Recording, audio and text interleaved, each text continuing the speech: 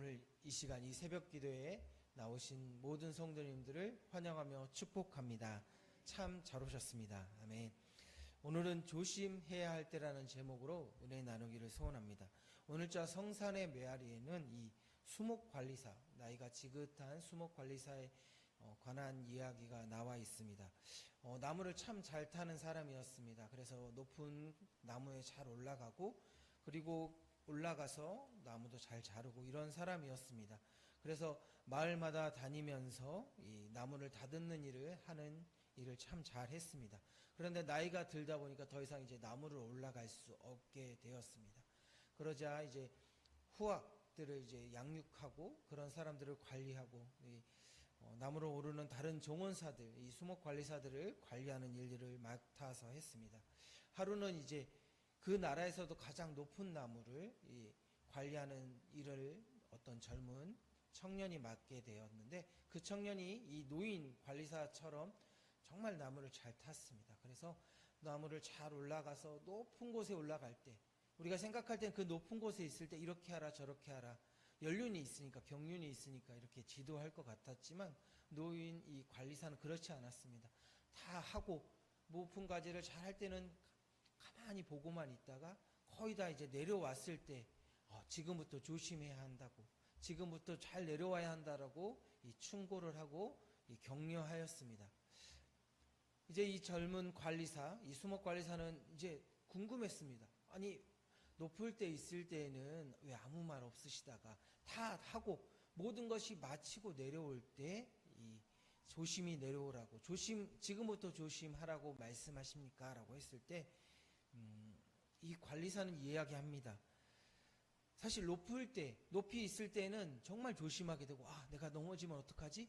내가 여기서 실수하면 나는 죽을 수밖에 없는데 라고 생각하고 정말 조심하지만, 모든 것이 마쳤을 때, 마음이 안일할 때가 제일 위험할 때라는 것을 알려주고 싶어서 그때 얘기했다라고 얘기하고 있습니다. 이런 것처럼 우리가 삶을 살아가다 보면 처음 하는 일, 처음 뭔가를 배울 때, 특히 운전이 그런 것 같습니다. 초보 운전을 붙이고 있을 때는 사실 사고가 그렇게 많이 나지 않습니다. 근데 그것을 띵과 동시에 뭔가 조금 이제 엑셀과 브레이크를 구별할 수 있을 때 사고가 제일 많이 나고, 또한 더 많은 운전을 하게 됐을 때 전방을 주시하지 않고 핸드폰을 보기 시작하면서, 또한 음주하면서 술 한 잔 정도야, 내가 내 운전 경력이 얼마인데 이 정도야 이렇게 하면서, 그럴 때 더 많은 사고가 일어나게 되는 것 같습니다. 이런 것처럼 그런 모습을 볼 때 하나님은 잠언 18장 12절에 이렇게 말씀하고 있습니다. 사람의 마음의 교만은 멸망의 선봉이요 겸손은 존귀의 길잡이니라. 아멘. 사람의 마음에 교만할 때 넘어질 수밖에 없습니다. 우리는 나약한 자이고 우리의 힘으로 무엇인가를 할 수 있는 자가 아니라 하나님을 의지하면서 살아갈 수 있도록 창조된 자입니다. 그런데 우리가 교만할 때, 무엇인가 내 뜻대로 되고 내가 계획한 대로 될 때에 우리는 넘어지게 되고, 오늘 본문 말씀에 나오는 것처럼 우는 사자와 같은 마귀가 우리를 삼키려고 한다는 것입니다. 그러기에 우리는 교만이 아닌 겸손, 우리가 조심해야 할 때는 우리가 무엇인가 어려움을 겪을 때보다 우리가 무엇인가 잘 되고 우리가 무엇인가 더 많이 할 수 있을 거라고 생각될 그때에 더욱더 조심해야 하는 것입니다. 사실 하나님께서 아담을 창조하시고 그에게 많은 동물들을 오게 하시고 그 동물을 통하여 이름을 짓게 하셨습니다. 하나님의 대리자로서, 하나님의 형상을 따라 창조된 하나님의 통치 대리자로서 아담을 창조하시고 하와를 주심으로 인해서, 그 가정으로 인해서 더욱더 생육하고 번성하여 땅에 충만할 수 있는 권리를 주시고 그렇게 할 수 있는 능력을 주셨는데, 그들이 처음부터 넘어지고 사단의 꾀임에 넘어가지 않았습니다. 잘하고 있다라는 생각이 들 때 그 마귀가 틈을 타고 창세기 3장 5절에 그때 너희가 이것을 먹는 날, 선악과를 먹으면 너희 눈이 밝아져 하나님과 같이 되어 선악을 알 줄 하나님이 아심이라고. 어떻게 보면 이 선악과를 주심은 나와 하나님과의 관계가 이런 관계라는 것, 우리가 창조주가 아니고 피조물이라는 것을 기억하기 위한 도구였지만, 그것이 어느 순간 이 뱀의 꼬임에, 마귀의 꼬임에 넘어감으로 인해서 교만한 마음이 생기고, 하나님과 같아질 수 있고 선악을 알 수 있으면 내가 얼마나 더 하나님 일을 잘할 수 있을까. 하나님이 원하시는 건 그런 교만이 아닌, 내가 하는 것이 아니라 정말 하나님께서 나를 통해 하고 계신다는 것을 늘 입술로 선포하고 하나님의 도우심을 구하고 하나님을 의지하고 하나님을 찾고, 에덴 동산에서 하나님과 동행하며 하나님과 교제함으로 하나님이 원하시는 삶을 살아가는 것을 원하셨지만, 사람이 교만하여져서 그 틈을 놓치지 않은 마귀의 꾀임에 넘어져서, 그래서 오늘 본문 말씀인 베드로전서 5장 8절에 근신하라 깨어라 너희 다적 마귀가 우는 사자같이 두루 다니며 삼킬 자를 찾나니, 여기 나와 있는 것처럼 근신하라는 것입니다. 우리의 마음을 점검해보고 깨어있으라는 것입니다. 특히 오늘 본문의 저자인 베드로 하면 예수님의 수제자이고, 내가 내 이름 위에 반석을 세우고 그 위에 교회를 세우시겠다라고 분명히 말씀하셨습니다. 하지만 베드로는 예수님이 잡혀가시던 그날, 다른 사람은 다 예수님을 부인해도 나는 예수님을 부인하지 않겠습니다라고 했을 때 예수님은 분명히 말씀하셨습니다.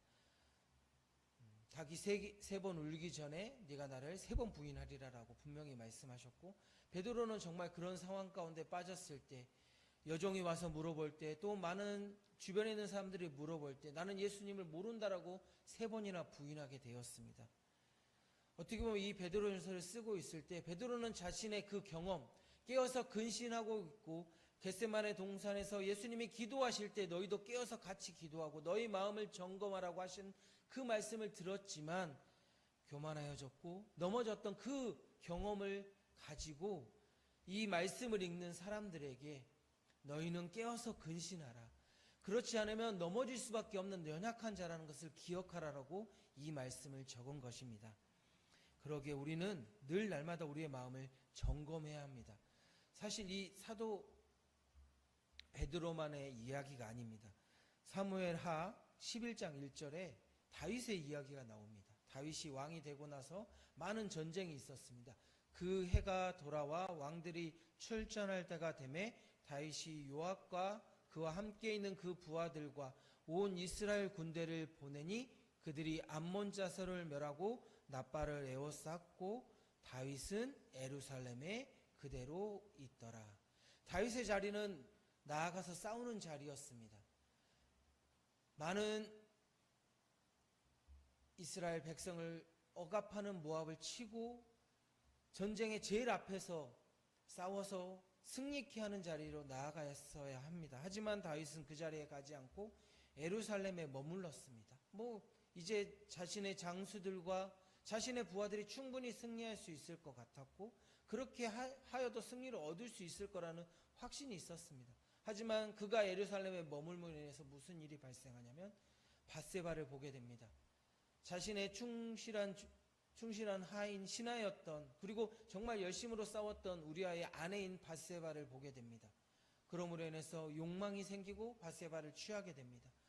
그것에 멈추지 않고 정말 열심히 일한 그 우리아를 전쟁의 제일 앞으로, 그리고 그곳에 보내는 것에 멈추지 않고 다른 군사들은 다 빠져나오고 우리아는 그곳에서 죽게 만들므로 인해서 밧세바를 자신의 아내로 취하는 그런 죄를 범하게 되는 것입니다. 우리가 우리의 힘으로 뭔가 할 수 있다고 생각할 때 우리는 넘어질 수밖에 없습니다. 그러기에 우리는 우리가 조심해야 할 때는 우리가 무엇인가 할 수 있다고 생각될 때, 그때 더욱더 영적인 긴장이 풀릴 때 조심하고 깨어 있어야 하는 것입니다. 그래서 고린도서 10장 11절 12절 그들에게 일어난 이런 일을 본보기가 되고 또한 말세를 만난 우리를 깨우치기 위하여 기록되었느니라. 그런즉 선줄로 생각하는 자는 넘어질까 조심하라. 우리에게 성경을 통하여 이런 선진들의 실수담이 적어져 있는 것, 기록되어 있는 것, 그리고 또한 특히 오늘 고린도서 10장 앞절의 말씀은 모세가 이스라엘 백성을 출애굽하는 그 과정 가운데 이스라엘 백성이 얼마나 하나님을 원망했고 얼마나 더 많이 하나님이 인도하셨고 경험케 하셨고 세례를 베푸셨고 그 모든 과정을 겪게 하셨음에도 불구하고 넘어지고 원망하고 또한 그 이스라엘을 출애굽하여 약속의 땅으로 인도하신 그 하나님을 버림으로 인하여 그들이 얼마나 많은 고난을 받고 하나님을 떠나서 고통을 받을 수밖에 없었는지가 나와 있습니다. 이런 기록들이 있는 이유, 베드로가 오늘 본문 말씀을 통하여 이야기하고자 하는 것 또한 마찬가지인 것입니다. 우리가 우리의 힘으로 무엇인가 할 수 있다고 생각할 때 우리의 삶에 인도해가는 그 과정의 자리를 우리가 인도해 갈 때 하나님이 아니시고 주님이 아니신 다른 것을 의지하거나 내 자신이 할 수 있다고 생각할 때 우리는 넘어질 수밖에 없기 때문에 그러기에 우리는 교만이 아닌 겸손한 마음으로 늘 우리의 마음을 점검해야 하는 것입니다. 요한복음 13장 4절에서 5절 말씀입니다. 저녁 잡수실 때에 자리에서 일어나 겉옷을 벗고 수건을 가져다가 허리에 두르시고 이에 대야를 물에 떠서 제자들의 발을 씻기시고 그 두르신 수건으로 닦기를 시작하여 예수님은 이 땅 가운데 사람의 형상을 빌어 오셨습니다. 어떻게 보면 정말 사람의 형상이 아닌 방법들, 다른 방법들도 많이 있었습니다. 하지만 우리에게 본을 보이기 위해서 제자들에게 이렇게 섬기고 이렇게 살아가라고 모형을 보여주시기 위해서 친히 오셔서 자신을 따르는 제자들의 발을 씻기는 모습을 통해서 너희도 이렇게 겸손한 모습으로 사람을 섬기며 겸손하게 섬기며 살아가라고 말씀하셨다는 것입니다. 고린도후서 4장 7절 말씀입니다. 우리가 이 보배를 질그릇에 가졌으니 이는 심히 큰 능력은 하나님께 있고 우리에게 있지 아니함을 알게 하려 함이라. 보배는 우리에게 있는 것이 아닙니다. 하나님께서 우리에게 주신 것이지만 질그릇과 같은 우리가 부족한 자임을 깨닫게 하기 위해서 보배가 우리 안에 있는 것입니다. 생명의 예수 그리스도가 우리 안에 있고 그 보배를 넣어주신 하나님께서 큰 능력, 우리를 능력 있게 하는 자, 능력 있게 삶을 살아갈 수 있게 하시는 분은 하나님이시고 우리의 본 대신 예수님을 닮아갈 때 그 능력이 나타난다라고 분명히 말씀하고 있습니다. 마지막으로 빌립보서 2장 3절에서 4절 아무 일에든지 다툼이나 허영이나 하지 말고 오직 겸손한 마음으로 각각 자기보다 남을 낮게 여기고 각각 자기의 일을 돌아볼 뿐더러 또한 각각 다른 사람의 일을 돌아보아 나의 기쁨을 충만하게 하라. 아멘. 사랑하는 성도 여러분, 우리는 정말 우리의 마음을 점검하고 다툼이나 허영이 아닌 서로를 나보다 남을 더 낮게 여기고 겸손히 섬길 때 하나님은 기뻐하시고 그런 모습을 통하여 하나님은 기쁨을 얻으신다라고 분명히 되어 있습니다. 그러기에 우리는 교만이 아닌 겸손한 마음으로 우리가 무엇인가 잘 될 때 더욱더 겸손한 마음을 가지고 기도하심으로 하나님 앞에 겸손한 마음으로 나아가시는 모든 성도님들 되시길 축복합니다.